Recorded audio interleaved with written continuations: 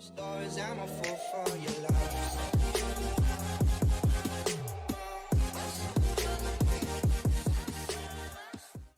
à tous, j'espère que vous allez bien. Je vous retrouve aujourd'hui dans une nouvelle vidéo un petit peu particulière, comme vous avez pu le voir dans le titre.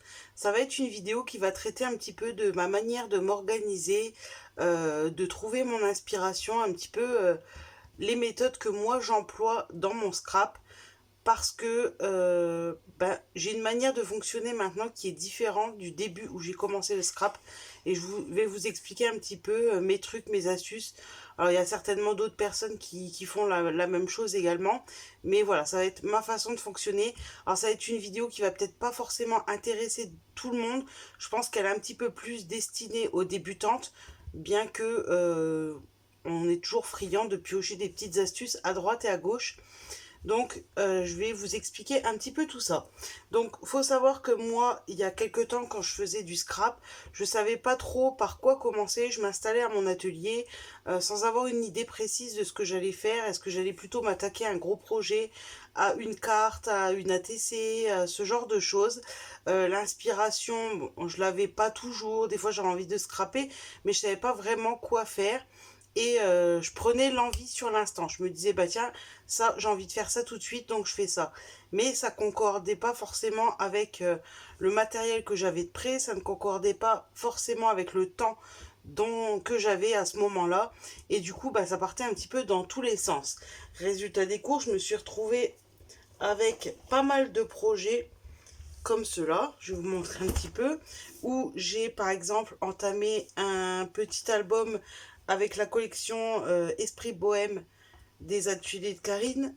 C'était un album de mariage que j'ai commencé, voilà, avec quelques photos, et que je n'ai jamais terminé, et qui, à force d'être posé à droite et à gauche, a commencé à s'abîmer, que je terminerai peut-être un jour, mais je suis pas sûre. J'avais également commencé les pages d'un album Harry Potter, donc vous voyez, il y a pas, la structure n'est pas faite. J'ai fait une page et le projet est resté tel quel parce que j'ai pas eu le temps et que je l'ai mis de côté et que je ne l'ai pas terminé. Pareil, j'ai commencé un December Daily que j'avais commencé, alors je regarde s'il n'y a pas toujours les photos. Vous voyez, j'ai fait quelques pages, je vais vous montrer, il y a des photos un peu perso, donc je vais pas trop tourner, que j'avais commencé, jour 1, jour 2, et que j'ai jamais terminé, et à force, comme vous pouvez le voir, de le manipuler dans tous les sens, ça commence à se décoller, parce que, voilà, il n'est pas rempli, il est stocké un peu n'importe où, n'importe comment. Donc, j'ai dit stop, arrêtez de faire ça, de tout attaquer en même temps et de tout laisser à l'abandon. C'est pourquoi j'ai changé ma méthode de fonctionnement. Donc, je me suis fait une petite liste, un petit peu pour rien oublier. Donc, tout d'abord, maintenant, quand je me mets à mon atelier, je me pose déjà la question de ce que j'ai à faire. Est-ce que j'ai des choses urgentes, enfin, urgentes entre guillemets, à faire? Est-ce que j'ai des échanges qui sont en cours?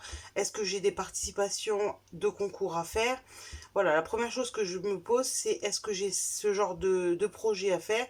Et si c'est le cas, je m'attelle déjà d'abord à ça, à être à jour sur mes participations de concours, mes échanges, tout ça. Comme ça c'est fait. J'arrive pas les 2 derniers jours avant d'envoyer ma création ou quoi, en me disant zut zut, j'ai pas commencé, vite vite je me dépêche. Donc c'est ma priorité. Deuxième point, je réfléchis au temps dont je dispose, au moment venu où je me mets à faire ma création, mais également dans les jours à venir. Si je sais que je vais avoir pas mal de temps de disponible et que j'en ai envie, je vais me lancer plutôt dans un gros projet que j'ai envie de terminer ou au moins bien avancer dessus. Si j'ai pas beaucoup de temps, je sais que je vais avoir un planning très chargé, que je vais pas être beaucoup dans l'atelier, je vais plutôt m'orienter vers des petites créas. Une petite carte, une petite ATC, une memory dex, un petit marque-page, un petit happy mail, voilà, des projets un petit peu moins importants. Ensuite, donc du coup voilà, je me dis est-ce que je fais plutôt un gros projet ou une petite créa. Au niveau de l'inspiration, donc je vais m'inspirer de plusieurs choses, de tout ce qui m'entoure, mais je vais également m'inspirer des saisons. Et quand j'ai pas une idée à proprement parler. Des fois, il m'arrive aussi, hein, je pense que ça vous arrive aussi, d'avoir tellement de matériel autour de soi, ben, qu'on se dit, ben, qu'est-ce que je vais faire en fait? Voilà, on sait plus trop où donner de la tête, on n'utilise pas toujours forcément son matériel. Donc moi, ce que je fais quand j'ai pas spécialement une idée, des fois il m'arrive d'avoir vraiment une idée en tête, je veux faire ça, je sais ce que je vais faire et c'est parti, on y va. Et il y a des fois j'ai envie de créer, c'est pas que j'ai pas d'inspiration, mais j'ai pas un but précis de création à faire. Et dans ce cas-là, je vais essayer de piocher dans mon matériel. Donc je vais vous donner des petits exemples. Par exemple, je me dis, ben, j'ai envie de faire des créations sur le thème de la mer. Donc, je vais aller fouiller dans mes tampons, dans mes dies, dans tout ça. Et je vais ben, piocher des petites choses qui me font plaisir, qui vont dans le thème. Par exemple, je me dis, bah tiens, j'ai envie de faire une création sur le thème de la mer. Ça fait longtemps que j'ai pas utilisé ces planches-là. Paf, je me sors des dice que j'ai pas utilisés depuis un petit moment dans l'eau. Je me fais une série de découpes. Voilà, comme ça, je pars là-dessus. Je me dis, bon, bah, ma création, mon thème, ça sera la mer. Ça sera les fleurs. Ça sera... On arrive, par exemple, à la fête des mers. Ça va être plus quelque chose axé sur la fête des mers. Ou le 1er mai, ou Pâques, ou Noël. Voilà. Tout ça, et je pioche dans mon matériel, ce qui me permet non seulement de me donner l'inspiration, mais aussi de ne pas oublier du matériel dans un coin et d'utiliser une ou deux fois et de ne même plus y penser. Je fouille, je me mets de côté et je réalise avec ce que j'ai pioché. Des fois, il m'arrive aussi de prendre une planche au hasard et je me dis, bon ben voilà, t'as ça et ton défi, entre guillemets, ça va être de faire une création avec ce que tu as pioché. Je vais piocher un papier par-ci, des découpes par-là, et débrouille-toi avec ça, tu dois faire une création. Ça peut être aussi une forme de défi en même temps. Ou alors, tout simplement, si c'est pas sur un thème mer, printemps ou autre, eh ben, je me dis tout simplement, ben, là, je prends cet exemple-là, mais j'en ai plein, eh ben, je vais créer par marque. Je me sors tout des choses de la marque Show and Flower ou tout des choses de la marque Comptoir du Scrap ou Happy Little Fox. Et voilà, je scrape par marque et je me débrouille avec ce que j'ai. Donc voilà pour mon astuce. C'est pas vraiment une astuce, c'est ma manière à moi de fonctionner et de trouver mon inspiration. Donc piocher dans mon matériel.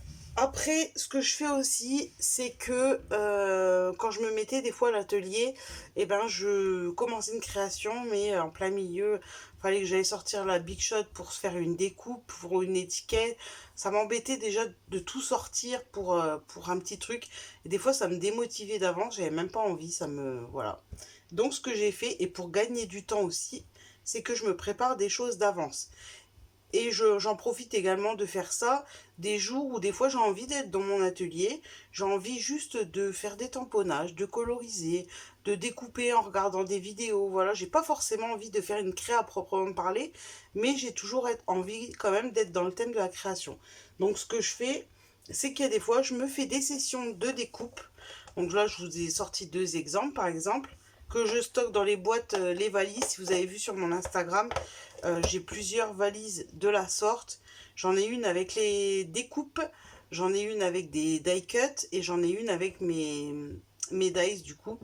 Donc pareil, je me sors, je me dis tiens, je vais me faire des découpes de feuillage, je me sors tous les feuillages que j'ai, je fais une session de découpe et puis c'est parti. Et je me mets ça dans les boîtes, ce qui fait que quand je veux faire une création, bah, plutôt que d'aller sortir les dice, les Big Shot et tout, et ben je pioche dans ce que j'ai de prêt.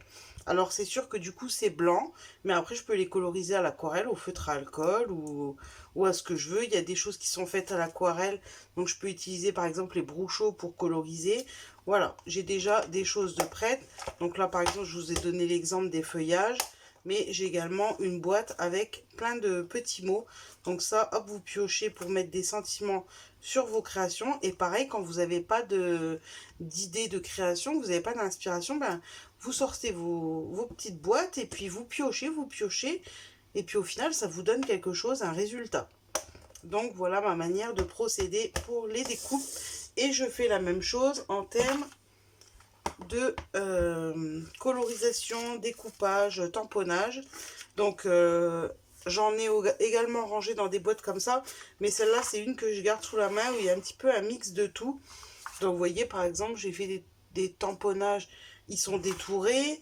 J'en ai, je pioche au hasard par exemple, mais par exemple vous en avez qui sont même déjà colorisés. Donc là c'est vraiment ma boîte, entre guillemets, la boîte à malice, où il y a tout un tas de choses, colorisées ou non.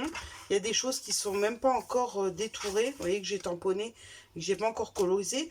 Et quand j'ai 5 minutes par-ci par-là, et ben je détourne quelques découpes que je mets dans cette partie-là. Au fur et à mesure, je me fais pas forcément des fois des longues sessions de découpage parce que au bout d'un moment, ça me fatigue. Mais voilà, petit à petit, quand j'ai 5 minutes par là, hop, je découpe un petit peu. Je pars, je vais faire ce que j'ai à faire, je reviens. Et au final, et ben, du coup, j'ai plein de choses d'avance. Et encore une fois, quand je n'ai pas d'inspiration, que je ne sais pas quoi faire, et ben, je sors ma petite boîte et je me dis, bah tiens, je sais pas, je vais vous donner un exemple, j'en ai tellement de découpes là-dedans. Je me dis, bah tiens, j'ai envie de faire une création avec ce petit renard de Happy Little Fox, ou avec une petite couronne, ou avec les petits personnages comme ça de Chou and Fleur. Je me sors quelques petites choses, quelques petites fleurs, quelques petits feuillages que je viens prendre dans mes boîtes, des petits mots, hop, un petit peu d'aquarelle, un petit peu de collage, quelques embellissements, et je fais une création. Voilà, ma méthode à moi de... Voilà, vous voyez, il y en a plein pour trouver l'inspiration tout simplement, sans avoir besoin d'aller voir forcément à droite ou à gauche. Donc voilà pour mon autre méthode. Et pour terminer, quand je me lance des gros projets, je le termine de toute façon pas en une seule journée. Donc je prends des boîtes comme ça, donc là elles sont l'une sur l'autre. Je vais déjà vous en montrer une et je vais vous montrer l'autre.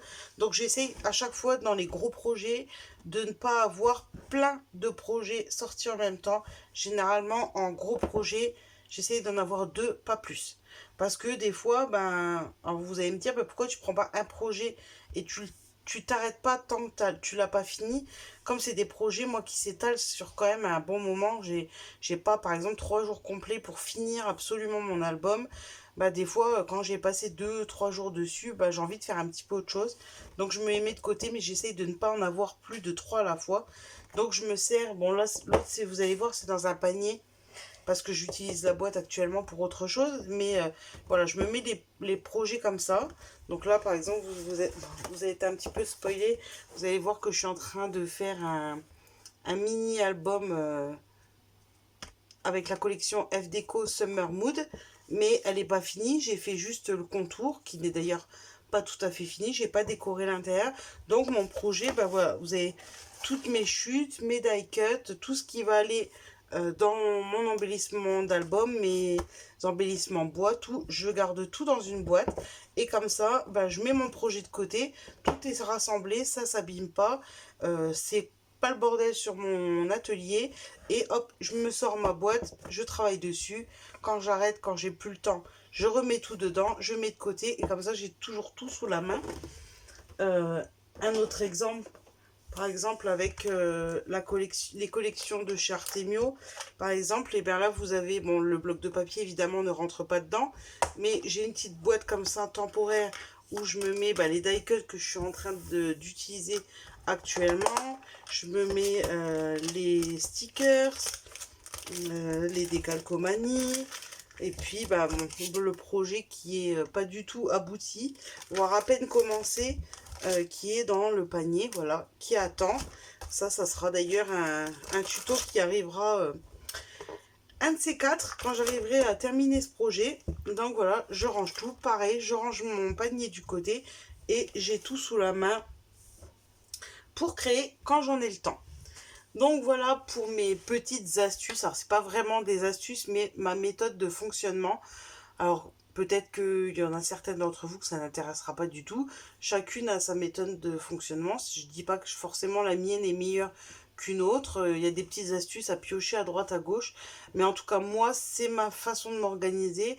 Et c'est ce qui me permet de trouver mon inspiration, d'avoir toujours des idées, de ne pas être en manque d'idées et de faire en fonction du temps dont je dispose et de l'envie du moment. Donc voilà, écoutez, peut-être plus pour les débutantes. J'espère que cette petite vidéo vous aura aidé, vous aura donné mes petits trucs à moi pour créer, pour m'organiser et trouver mes idées. Et j'espère en tout cas que ça vous aura plu. Moi, je vous fais des gros bisous et je vous retrouve bientôt dans une prochaine vidéo. Ciao!